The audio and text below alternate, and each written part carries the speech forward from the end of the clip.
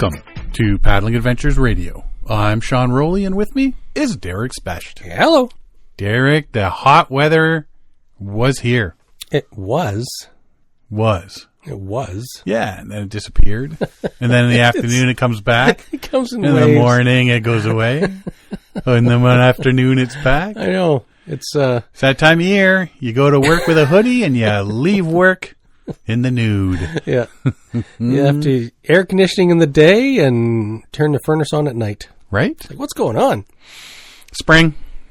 It's a spring. Actually, I haven't Spring run my has AC yet. sprung. I don't even know if it'll work this year. I should test that. My AC doesn't go on until July at the earliest. Yeah. Yep.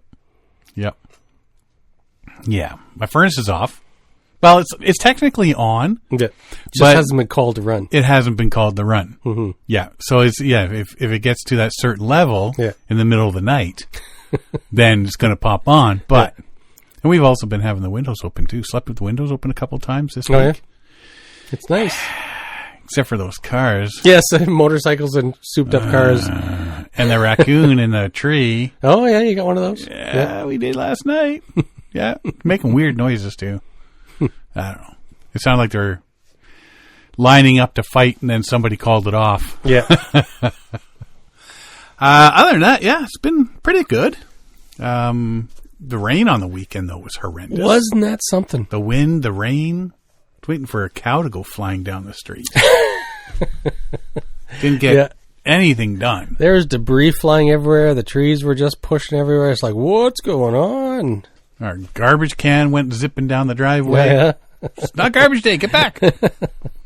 Yeah, it was quite something there. So, and then, Sunday was a bit of a day. Getting up at 3:30 in the morning to watch a rugby game over in Latvia. Yes. And then going for a morning nap. And then getting up for lunch. And then go for an afternoon nap. I planned for the rain.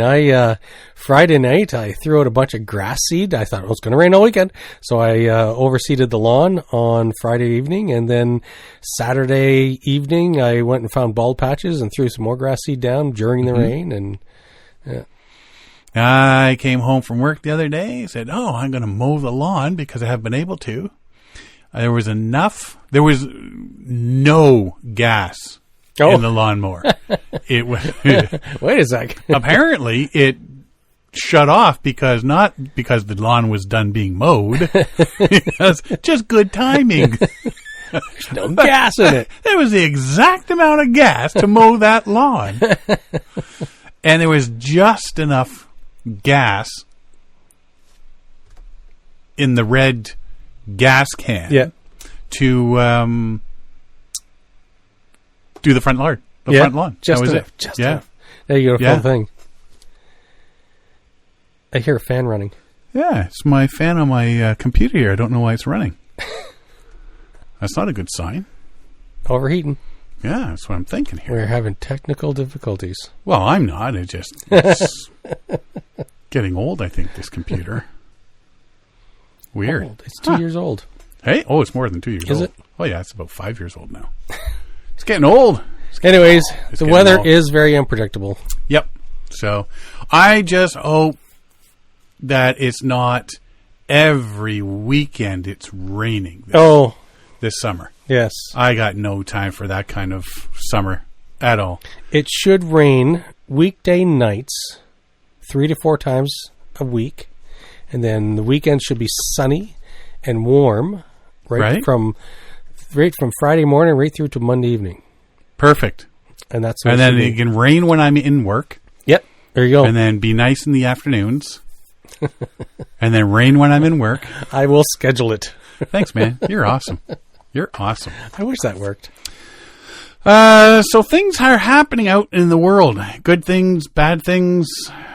Yes, I've been hearing a few things. Mediocre things. Scary things.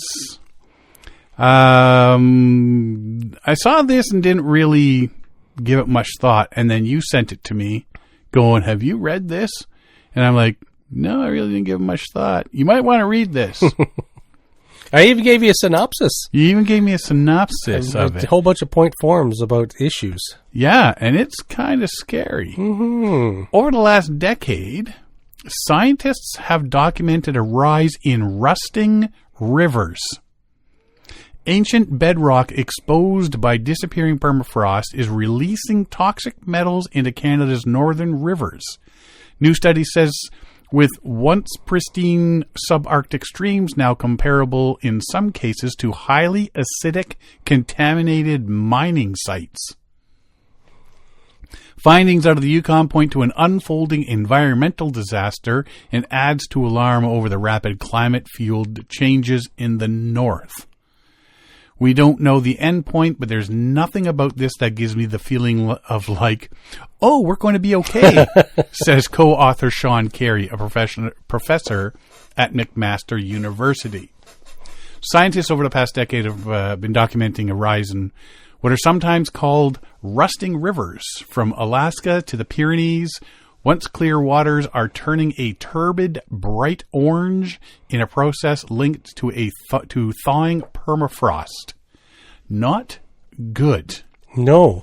And it's not. So the main article that we were reading is they talk about the Peel watershed, but if you look at the associated maps, there's a band of this right across northern Canada, as well. I think for the last 15 years, there's been a larger slump in Siberia where the permafrost is melting, and they keep pulling out like, musk oxen or saber-toothed tigers or mammoths or whatever. They're all perfectly preserved. So all these, 100,000 years of ice and permafrost is starting to disappear. Right. And so if all this...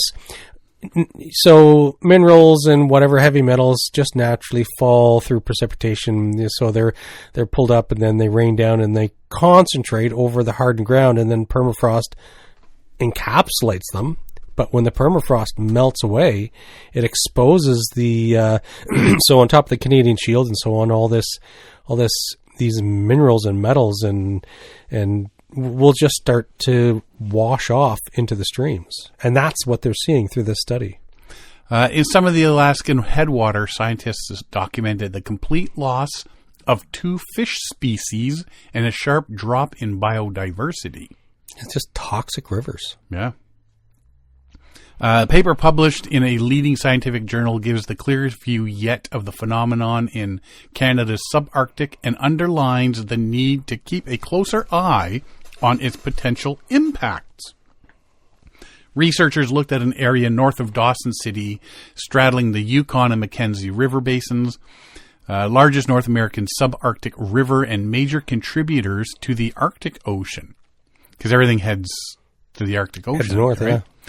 Yeah. Headwaters have been used by indigenous communities and backcountry paddlers and hikers for drinking water and can be a critical spawning ground for fish such as Dolly Varden and Arctic grayling. We were really shocked when we started seeing the data coming in year over year, particularly in the last 2 or 3 years, where we captured an abrupt transition, says lead author Elliot Skierskan, assistant professor at Carleton University. A study used satellite imagery to pinpoint 146 visible impacted streams. That's a lot. That's a lot. It's not like 1 or 2, little streams getting this rusty color. 146. And these are like headwaters. These are spawning grounds. On the ground, water quality monitoring shows some of these streams have taken an abrupt turn from pristine water to very acidic, very toxic levels of metals, especially since 2024. When we look at it on a broader landscape, this is happening not just in the few streams that we've been instrumenting, but in hundreds, possibly thousands of streams, particularly in the North American Northwest. Worst case documented by the researchers was a stream feeding the Ogilvy River. Its water quality, once pristine at the beginning of the millennium, has changed dramatically by July 2025. That's just a year ago. Mm-hmm. It's recent. Water was so acidic it would be uninhabitable for most aquatic life, with sulfur concentrations on par with a mining tailings pond.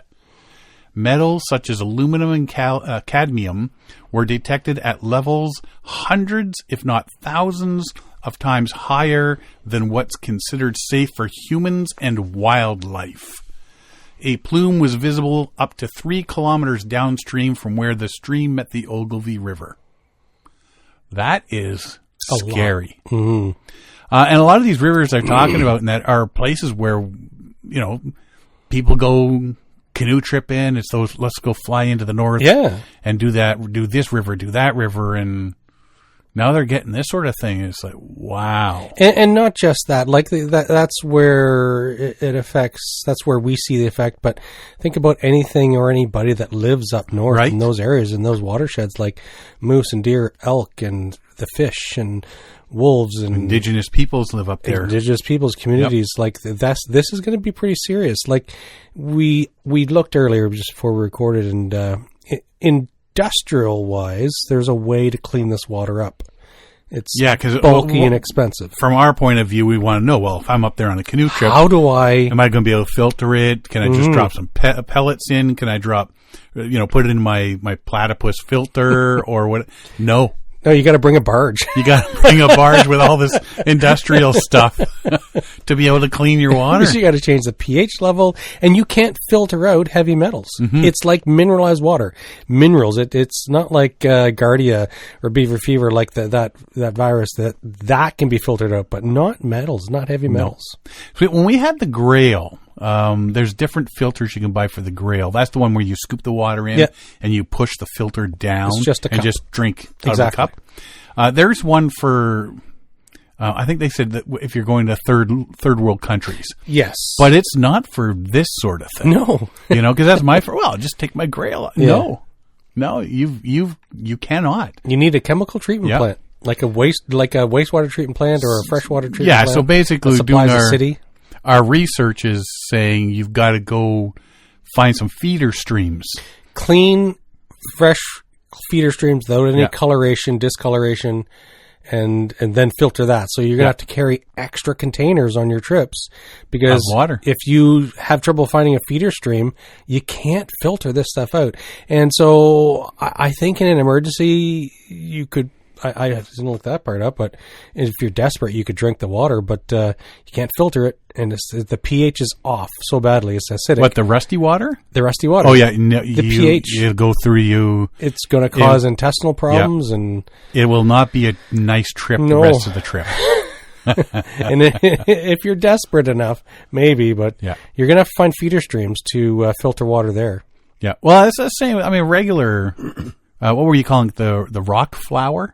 So yes, so anybody who's tripped up north, they're familiar with it's like the water goes milky, and so what people do is you scoop up in a big bucket of this water coming off the glaciers, and it's just filled with rock flour, like crushed rock that's small like flour, and you add, like, people add alum or whatever to help with what they want to make it precipitate out, or you either let it sit in a bucket overnight, or you add alum to make it go quicker, to make it it's a flocculant, and so then you could filter it once it passes to the bottom.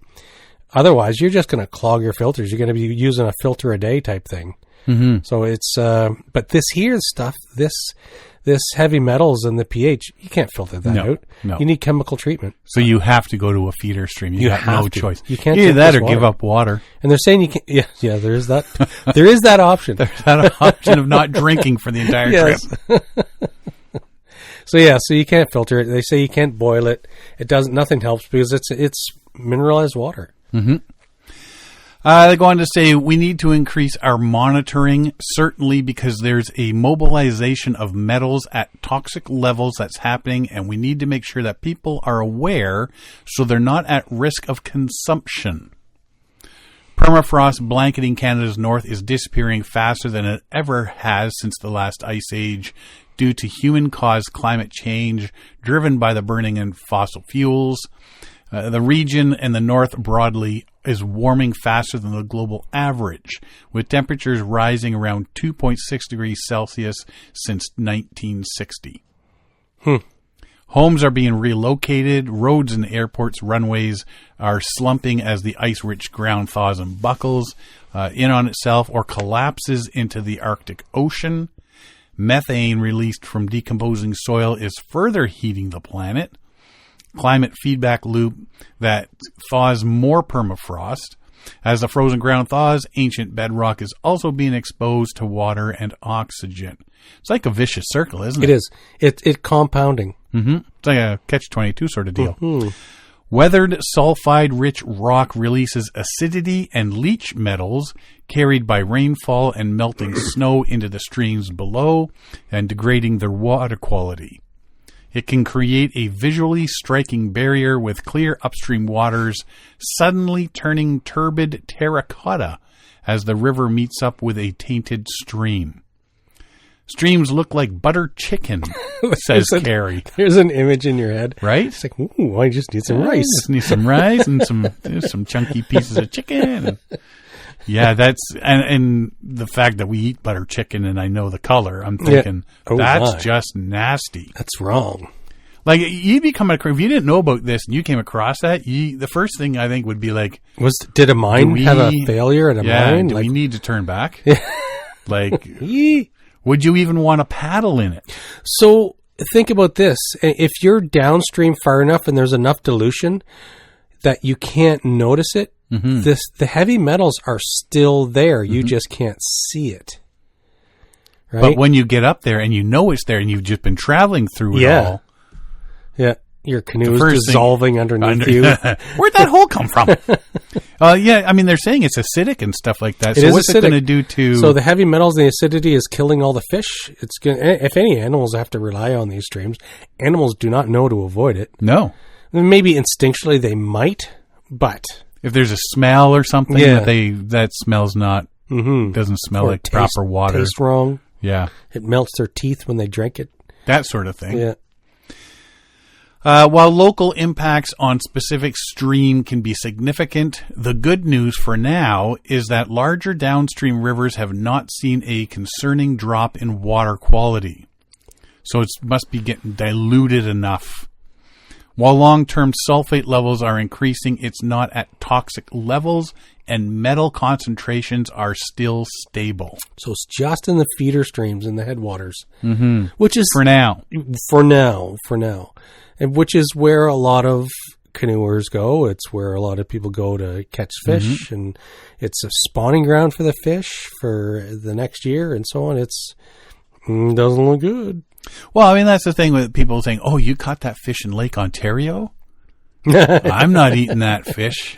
Well, right, because there's all the heavy metals and stuff that the fish consume. Yeah.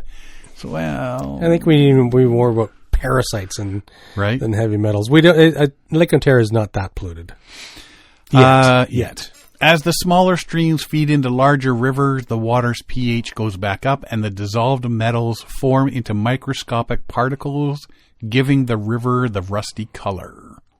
How far downstream the water quality improves remains an open question.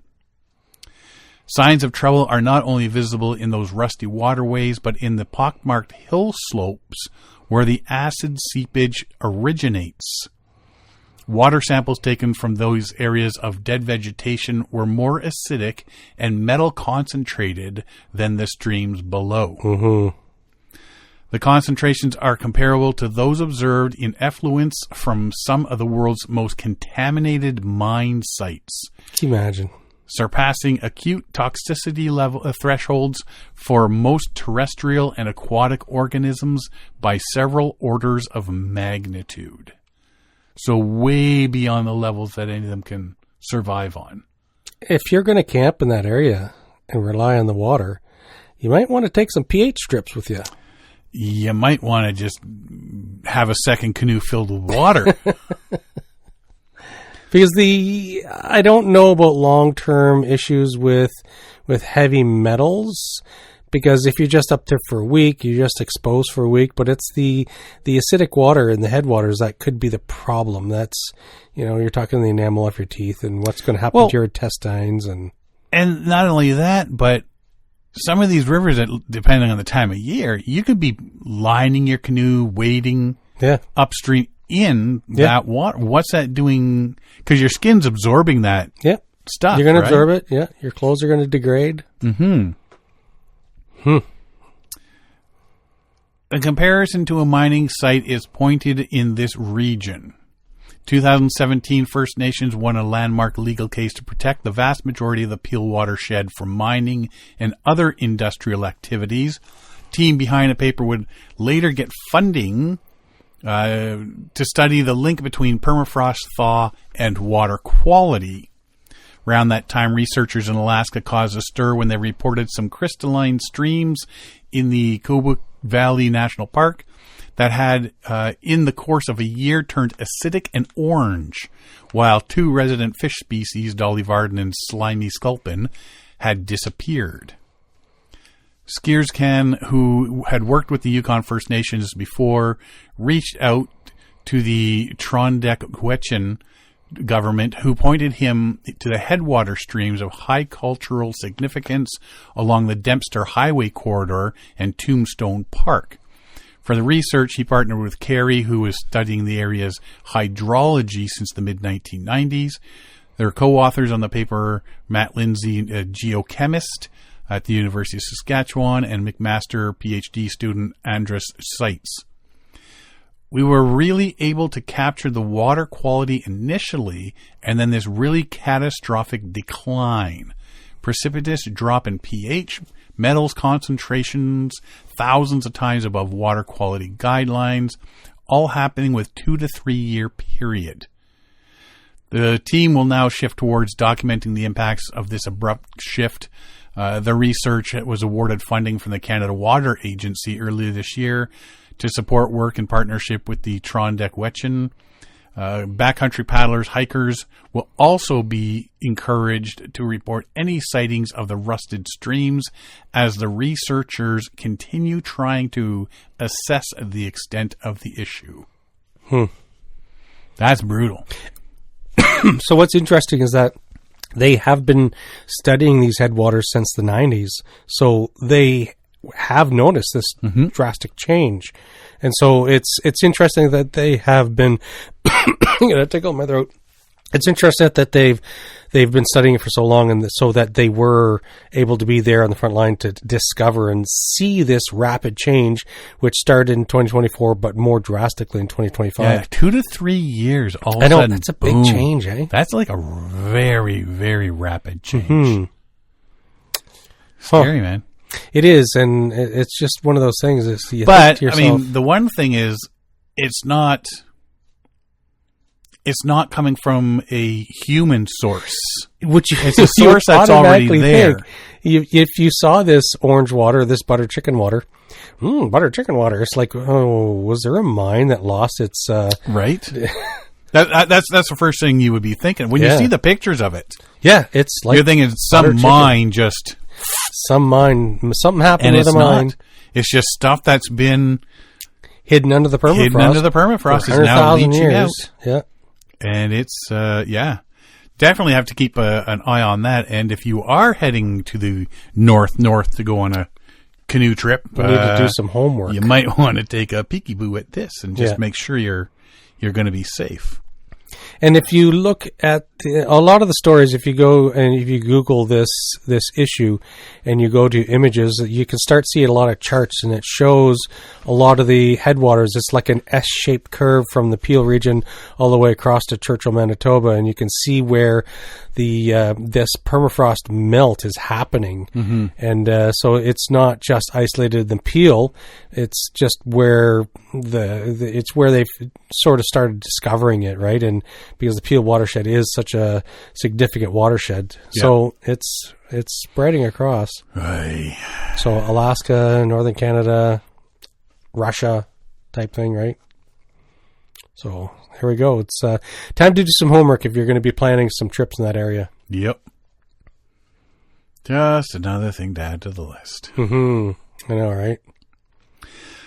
Since we're on the subject of bad news, we might as well just go on to the next one.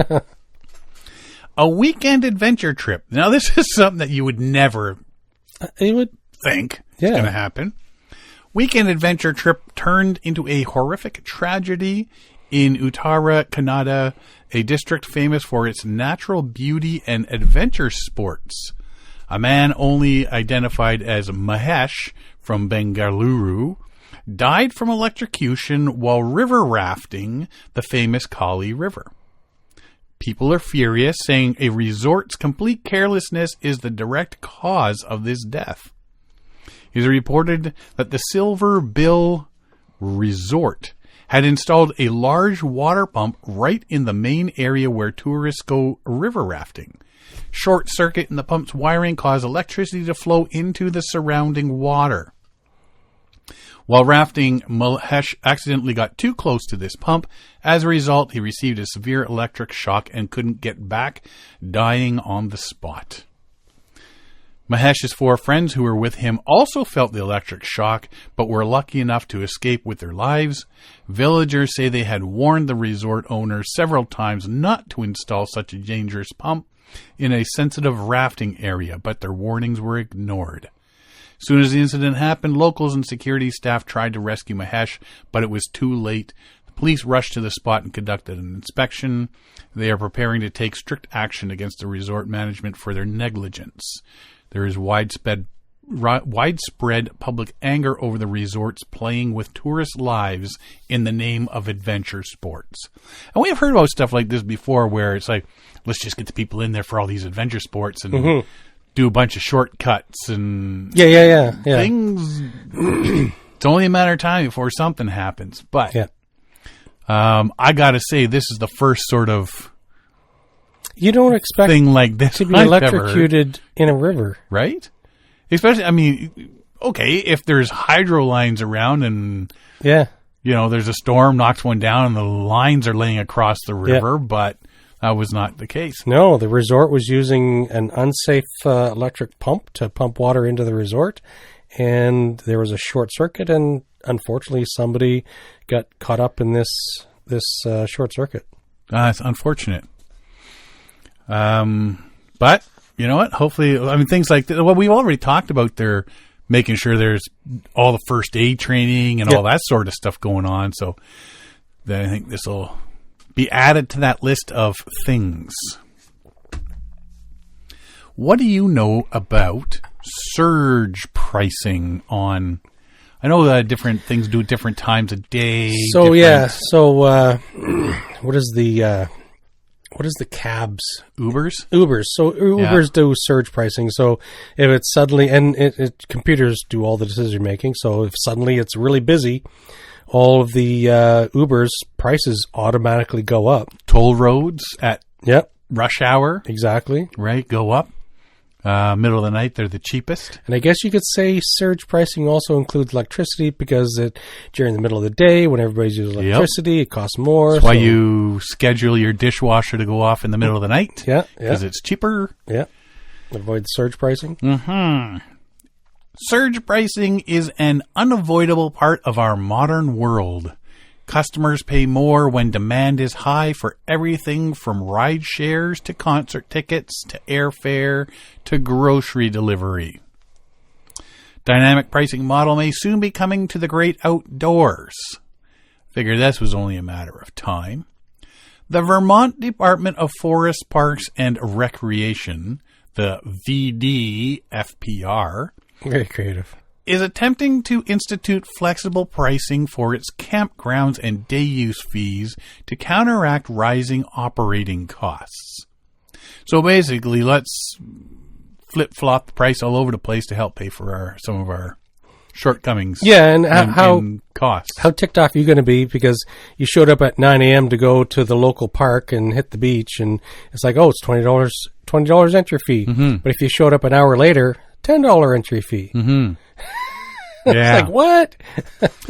From national parks to state parks to wilderness permits, recreational users typically pay a flat fee.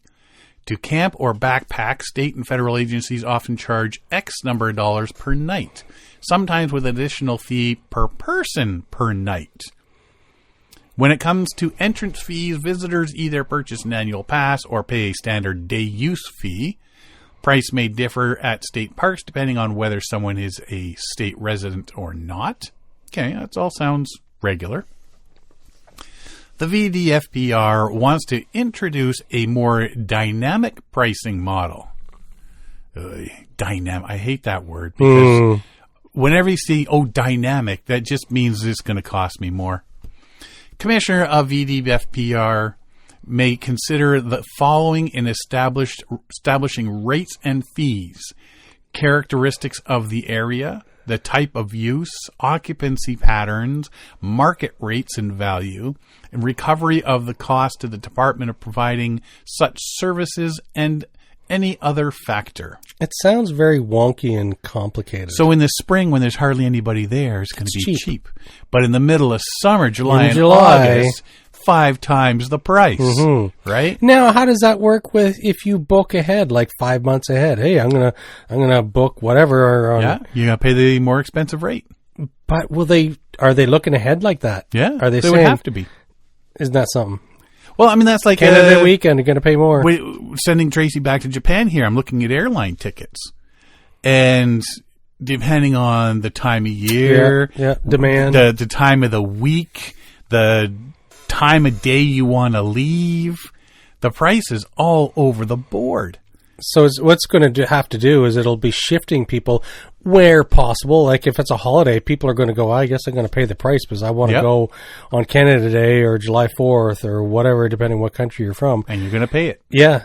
So you're going to pay it. And otherwise it's going to be, well, you know what? Let's go for an off weekend and get it cheaper and save some money. Right. Essentially, the agency can increase prices for in-demand areas or during peak seasons like summer and fall. The commissioner must give a 90-day notice on all agencies' websites before changing prices. This kind of pricing would apply to a variety of park fees and services, entry fees, cabin rentals, marina fees, campgrounds, reservations, sanitary dump stations, vehicle and equipment storage, boat and equipment rentals, pet fees, and firewood sales. Pet fees. I guess people got to pay to bring their animal? I guess. I don't think I've ever heard of that. I never heard of it either. But this sounds, for one, it's complicated. Mm-hmm. And for two, how ticked off are you going to be if you want to go to I got a prime campsite on the long weekend. It's like, it's going to cost me an extra $100. Yeah. What? Yeah. And up here, is it going to be X amount if you want to go front country? And then is it going to be higher or lower you want to go back country? Good question. Right? In a press release, the agency explained that visitor fees and service account for approximately 70% of its operational budget. Manages 55 parks, 39 campgrounds totaling approximately 60,000 acres. Remember, this is just Vermont. Right now it's Vermont. Yeah. Other people are going to pick up on it. Other states. If Vermont... hey, look what Vermont's doing. That's a great idea. Vermont state parks attract more than 1 million visitors per year, and the agency framed the pricing changes as necessary for upkeep and effective management. I mean, okay, in their defense, they do have to be creative on how to get money in. Sure, because and it's it not makes being sense. Handed out. It costs money to run these services, right? Yeah. Updating fees and their rules will help cover costs without reducing service quality, the department stated. Flexible pricing will help parks stay competitive with others in the region while supporting long-term funding. Got to be creative. In a 2023 modernization study, VDFPR identified funding as one of the critical challenges it faces moving forward, with operational costs increasing by approximately 10 to 20% annually. The extended legislative rulemaking process for price adjustments hampers the ability to respond promptly to real-time rising costs. So while the government's dragging its feet trying to get you the money, the people charging you the money... We'll have to make sure we note and pay attention to this to see how it actually comes out in the end. Mm-hmm. Do they say when it's going to happen? Is it for the 2026 season, or is Vermont looking at this going forward in 2027? Because I don't recall them saying. I don't recall them saying if it was this year or next year. I think it's maybe just in the plan right now. Much of the park's infrastructure needs improvements, including ADA accessibility, stormwater and wastewater management, and restrooms. Rising operational expenses, aging infrastructure, evolving visitor expectations, enhancing accessibility, and adapting to challenges posed by climate change and increased usage, emphasize the importance of exploring new and reliable funding sources to better support VSP for the future.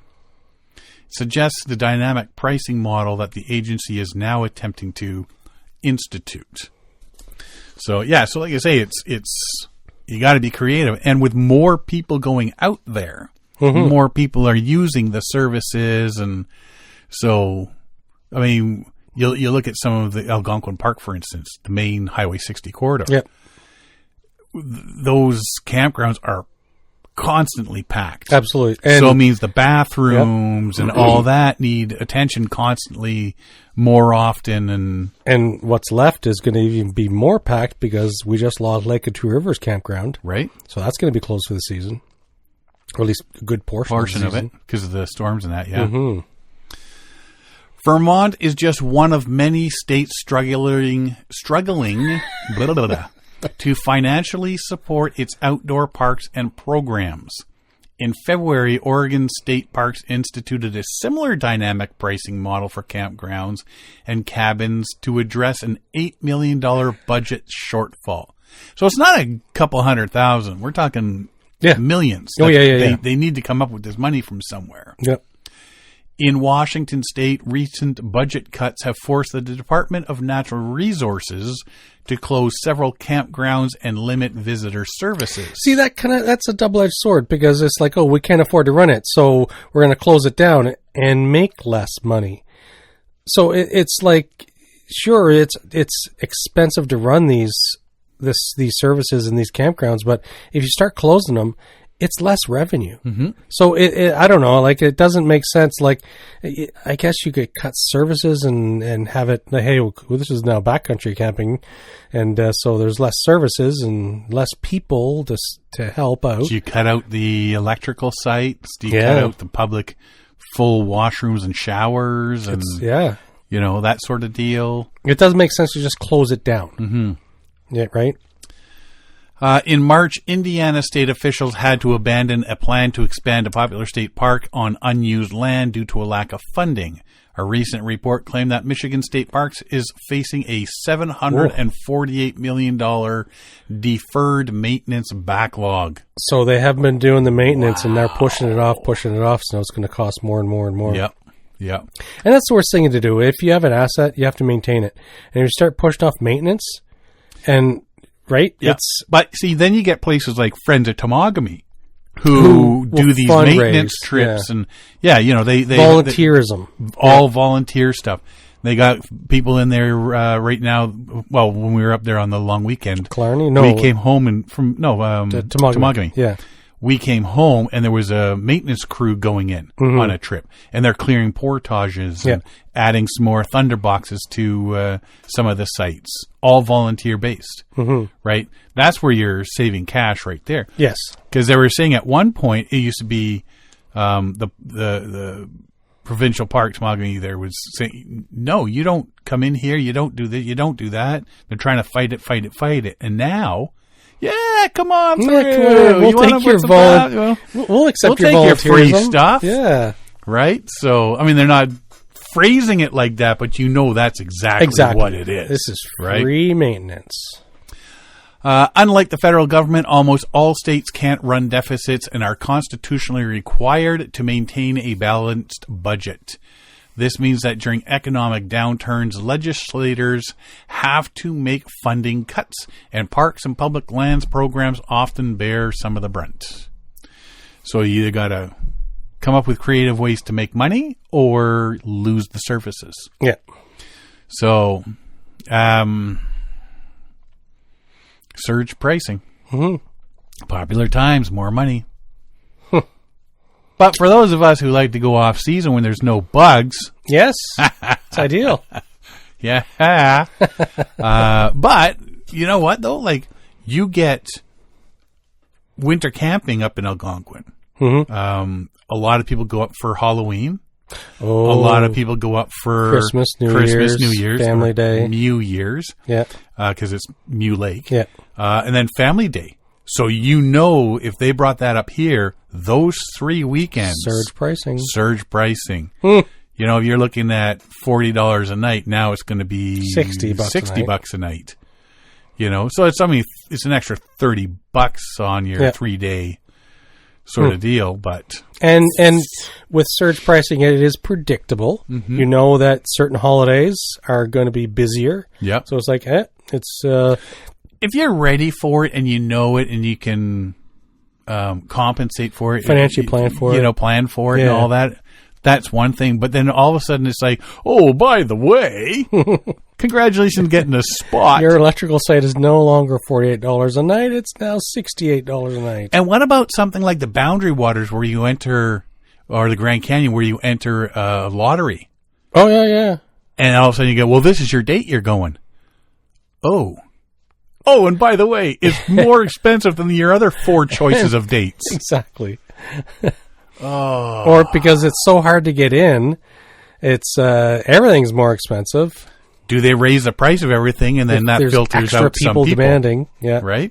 It filters out some of the people because no one wants to pay that extra money. Yeah, maybe. Right, maybe that's their goal. But then you're pricing out people who really enjoy it for the people, the richy riches who can afford it. Right, and then it becomes an elite type of vacation. That's a whole nother can of whoop ass you don't want to open. Yeah. I hope nobody in power is listening to this podcast today. Hey, that's a great idea. That's a great idea, boys. Send those guys a permit free for a week. We'll give them 10% off. Yeah, we'll charge other people for what we just gave them for free. Yeah, you know what? Like, I there is no easy solution on the parks side. Yeah. And I would not want to be in their shoes trying to balance those budgets. I know, it's tough, right? And on our side, it's the same. Well, a couple of years ago, when all of a sudden they start raising the prices of the internal backcountry sites and stuff. And you got to wonder, too. Where the heck did I'm a solo camper. I know. You can't charge me that kind of price. Yeah. So if it's a group of 10 people or just a solo camper, it's like... It's all the same. Sorry, it's $49 a night. So, yeah. But... yeah, you get 4 guys splitting $40. Yeah. Or one person $40. Yeah. That's just... It doesn't make sense. Yeah. Somebody did the math, and I'm sure it was...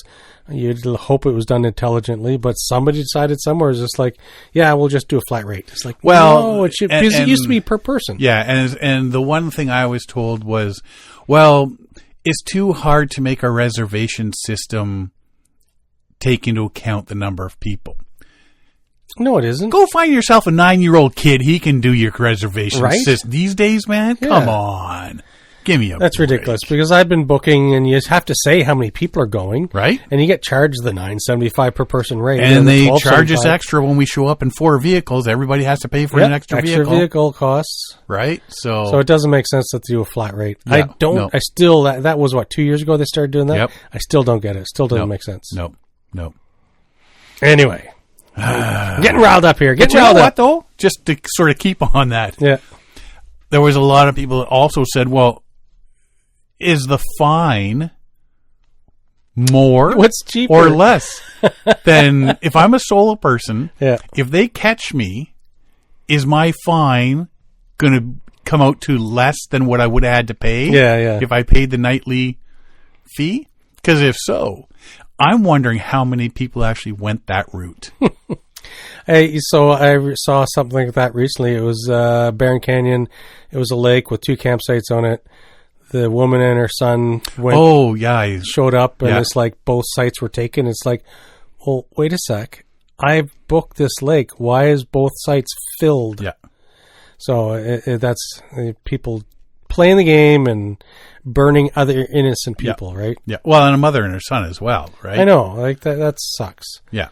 And she's like, I can't just take the site that's been set up, or I can't. There's a honeymoon couple that we can't camp with them, and so it's like I think they left. They went up and they took a site off reservation because what choice did they have? Right. because people Well, are I could playing have the camped game. with the honeymoon site. There's someone who got an education. No, but yeah, that's... Yeah. So, and unfortunately, it does cause situations like that where surge pricing or for higher, more expensive backcountry camping or front country camping, you're going to have people that are, hey, I'm not going to reserve. I'm just going to go. Yep. It's like, and then people are getting messed over and there's going to be those people that go, you know what? Forget it. I'm going to go elsewhere. I'm going to go to a resort or something down the Caribbean. And then there's those of us that'll just go, okay, well, whatever. Yeah. Here's my credit card. Gotta pay it. I gotta pay it. There's no getting around it. I can bitch and moan about it, but so anywho, sleeping bags. Everything seems to be mummy bags anymore. I don't like mummy bags. Not in summer. I like mummy bags in winter. Hey, you my mummy bag. I like the box style. Yeah, the old bags. Rectangle sleeping style. So you can spread out if it's too hot type thing, right? Yeah. You can put a couple of them together. Yeah, right? Exactly. So, there was an article about the top 6 sleeping bags for 2026. Whatever. Then there was other bags. Are you a side sleeper?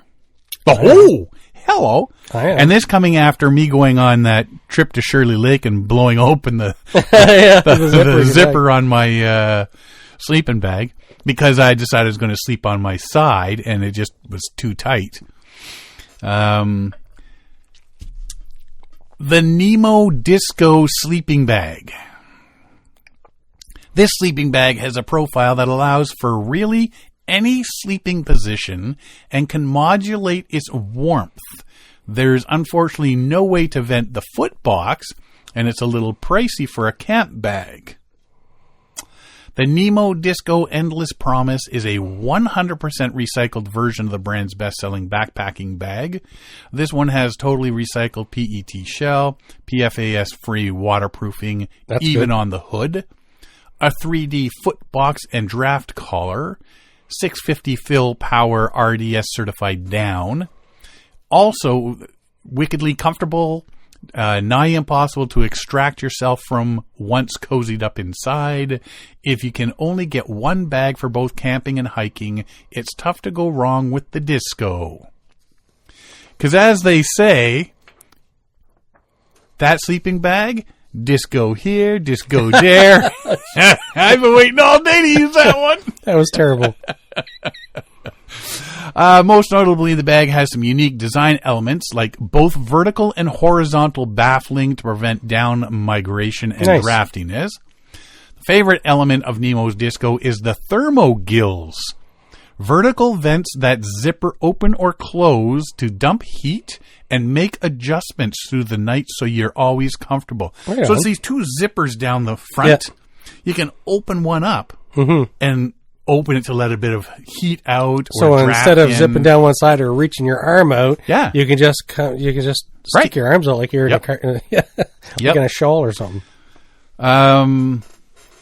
The system teams up with the unique spoon shape to create a bag that's amenable to being turned around in all night. So if you really flip-flop around, which I do, we had no issue stomach sleeping in this bag, which typically requires a knee jutting out where slimmer bags just can't accommodate. Yeah, I can attest to that. 100%. It isn't as spacious as a full-on rectangular bag, but it also is a good bit easier to warm all of the bag up, so no chilly corners. This is what makes it such a great hybrid option. Also notable with the Disco, something you see less often with many bags, is that two bags can be zipped together.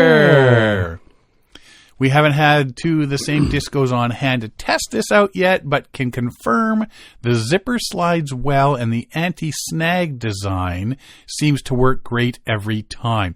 There's nothing like having to go pee at 3 a.m. and like, I'm going to wait. Oh, I can't wait. And then you go to unzip it and it's snagging all the way down. Get me a knife. You know what? I'm just going to pee in my sleeping bag. Yeah, you're just busting out of it. Overall, the bag packs in a lot, and the regular size is still fairly affordable. We'd compare the warmth ratings, accuracy, and performance up there with the likes of Sea to Summit or Big Agnes. Disco 15, that's the version that they tested, works great if you are someone who can run warm, but still wants a bag around 15 degrees Fahrenheit that can be versatile across 3 seasons and various conditions. Kept us warm, but was also easy to vent, unzip, and tailor to different comfort levels. For backpacking one weekend and camping the next, the Disco dances between both. Mm-hmm. That wasn't my joke. That was in there, buddy. I did the disco here, disco there. Available temperature ratings, 15 Fahrenheit or -9 Celsius and 30 Fahrenheit -1 Celsius. So there's 2 different temperature ratings you can get. There's men's and women's, regular and long. And wide. So there's the regular wide, the regular long. Or sorry, the long wide. Weight 2 pounds, 11 ounces. Fill weight 1 pound, 7 ounces. The insulation is 650 filled power duck down. The pros. Nemo spoon-shaped bag is uber comfortable, especially to those who toss and to turn or side sleep. Updated thermogill vents help modulate temperature. Oversized draft collar is cozy to tuck into. Smart manufacturing choices mean this bag is 100% recyclable at end of life. That's awesome. Cons. More of a backpacking bag and might be more than you need for camping. Well, backpacking, paddling, more than you need if you're like at a campground maybe. Oh. Right? And no foot box venting. So there's no venting around your feet. Yeah. I don't think any of my sleeping bags have I've never had that. Keep the stench in. I always say. Exactly. Don't kill the raccoons. Right? Nemo Disco 15, that's the -15, or sorry, the 15 Fahrenheit to the -9 Celsius. 450 Canadian. Ooh. And 300 to 360 US. Depending on the options. Depending on the options of regular wide, or long wide. I can only find the one price for Canadian, so. Did you find, is this at MEC? I guess you could buy it directly from Nemo. Sale. Yeah, it's all at all the spots. From Nemo. Yep. Atmosphere has them. Mm-hmm. The Nemo Disco 30, which is 30 Fahrenheit or down to -1 Celsius, 400 Canadian or 280 to 320 US, depending on your options. Mm-hmm. So 400 to 450, I'd get the -9 probably, just so I could use it in the shoulder seasons. I've got winter bags. I need a new shoulder season bag. Like the Nemo Disco 15? Nope, not the 15. I would do the 30 because I have a winter bag, so my winter bags go down to -33. I don't need a -9 bag, but I could use a -1 bag. Well, see, my thing is the -9 bag, because I've been on trips where it's supposed to be nice. Oh, yes. And then it's not nice. The -1 bag is great until it's -9. It always amazes me that weathermen can keep their job. They can be so wrong and still keep their job. Yeah. So, yeah, Nemo Disco, 15 or 30. Check it out. This sounds like a really good bag. Yeah, I want to look at I'm not happy about the price, you know. Yeah, I know. It is kind of pricey. Like my expensive winter bags at MEC were, I think they're only about $250 or $225 or something. But 2 pounds, 11 ounces. That's pretty light. That's not too pretty bad. Good. Yeah. And being able to move around in it. That's key. That's why I don't like mummy bags. Mummy bags are fine if you're, in -30-degree weather. It's really cold out. Yep. You want to keep everything nice and warm. But in shoulder seasons or summer, I want to be able to roll over. And if you're 6 feet tall and wider at the shoulders, I tried, I think it must have been at least 10 different bags. It'd be hard to find. I went to sale. And dude was pulling all the bags, and they have this bench there. Yeah. I'm just laying in there in these sleeping bags going, nope, nope, nope, nope. Finally, oh, okay, this one's close. This one, and I sort of had to take what was there because everybody was the same, right? But especially wide shoulders. You really, yeah. I don't know. So this sounds like a good option. So check it out, man. I just took a photo of that to remind myself. Right? Like I say, you can get them at Sale, Mech. Mm-hmm. They're all here. REI down in the States. Yep. They got them there. So, what else do I got here? I got one other thing here. Whitehorse students up in good old Whitehorse. An unusual sight passed through the streets of downtown this week. Roughly 24 teenagers dressed in old woolen pants, bright red long-tailed toques, and colored sashes were seen walking, toting canoe paddles, and slinging large canvas bedrolls from their heads. Teenagers who are students from Wood Street Center School, together with several teachers, were on their way to begin an overnight canoe trip on the Yukon River, mimicking the travels of Francophone voyageur fur traders in the 19th century. The trip is part of the school's PASE experiential. Why do I have problems with that word every time it comes up? It is an unusual word. Experiential learning program that sees students combine research and classroom learning with real-world experiences. Karen Belanger is a teacher at Wood Street Center who teaches PASE 9 to her French language students. Says the program is aimed at teaching students about early Francophone history in Canada by connecting students to history through a lived experience. That's just like, I can tell you how to take apart a car engine, but if you want the good thing, you got to see it. Come on out here, let's take apart this car engine. Students who embark on this week's canoe trip are all French language students who have spent the past several weeks learning about the lives of early Francophone traders and explorers, as well as many First Nations peoples they traded with and lived alongside during the early days of the Canadian fur trade. The research was completed in preparation for another project the students will be undertaking during the trip, filming a short movie written and directed by the group.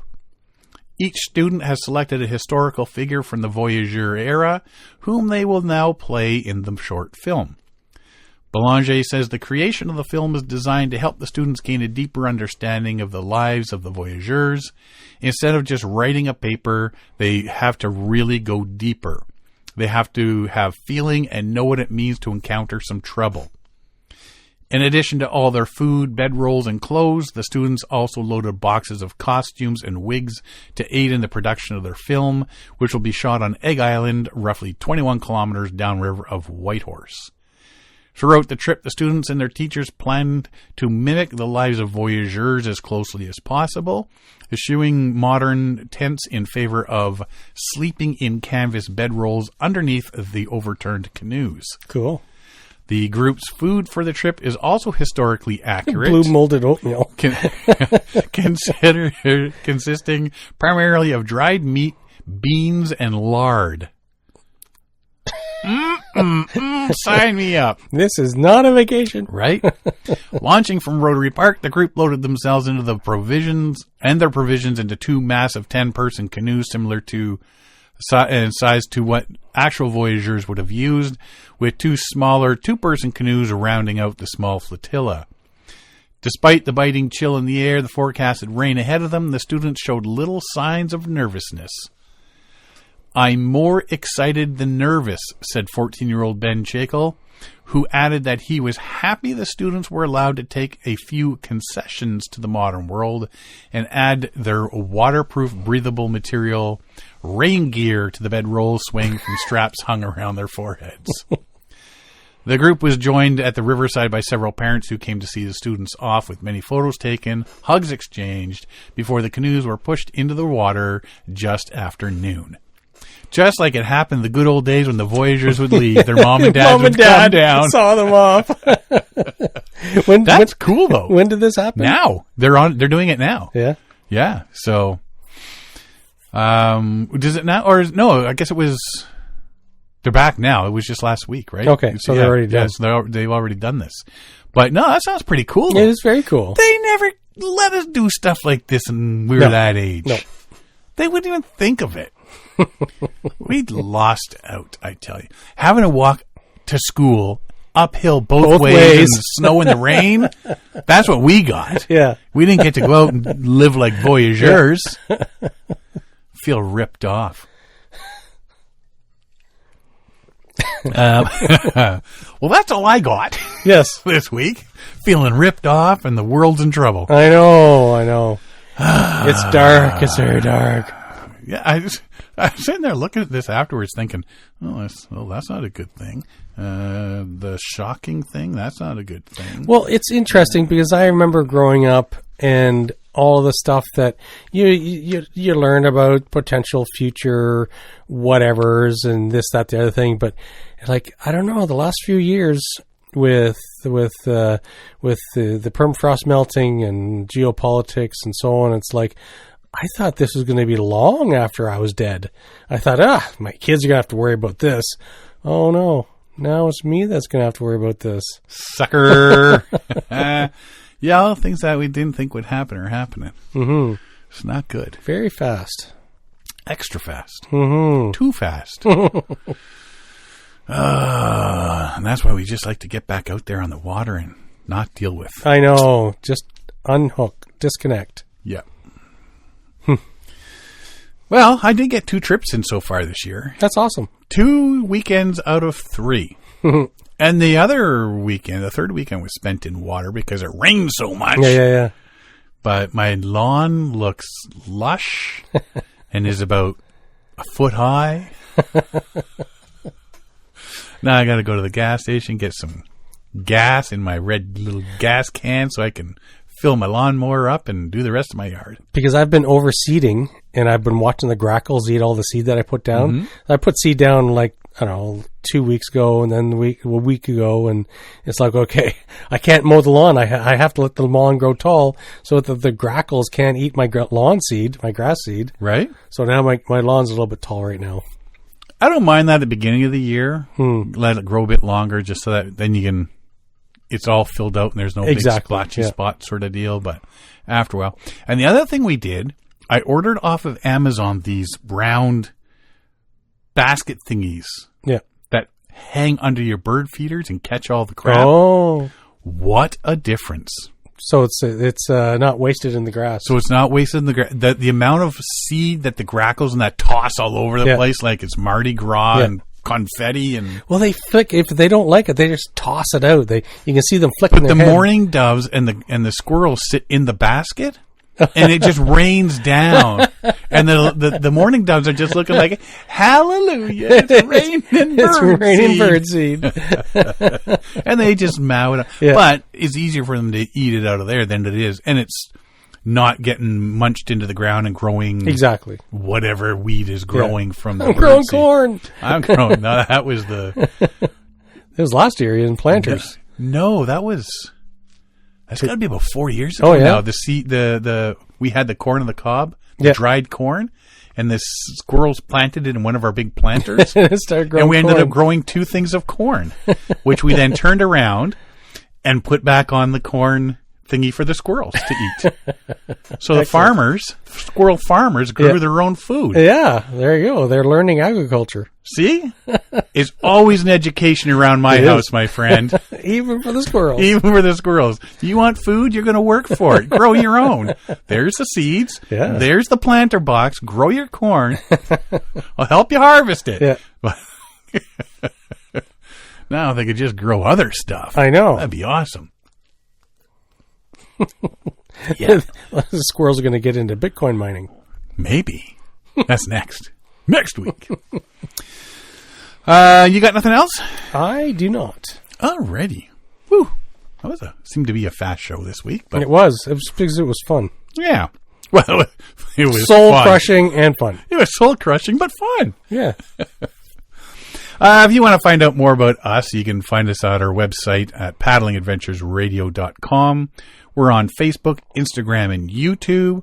And you can stream or download our episodes on Apple Podcasts, Spotify, iHeartRadio, Player FM, Podbean, Amazon Music, and all your favorite podcast downloading sites. Just go to the episode page at paddlingadventuresradio.com. You can stream and download all our episodes there as well. If you enjoy the podcast, please share it with your friends, family, and fellow paddlers. I want to thank everybody for listening this week. I'm Sean Rowley. And I'm Derek Specht. We'll see you next time.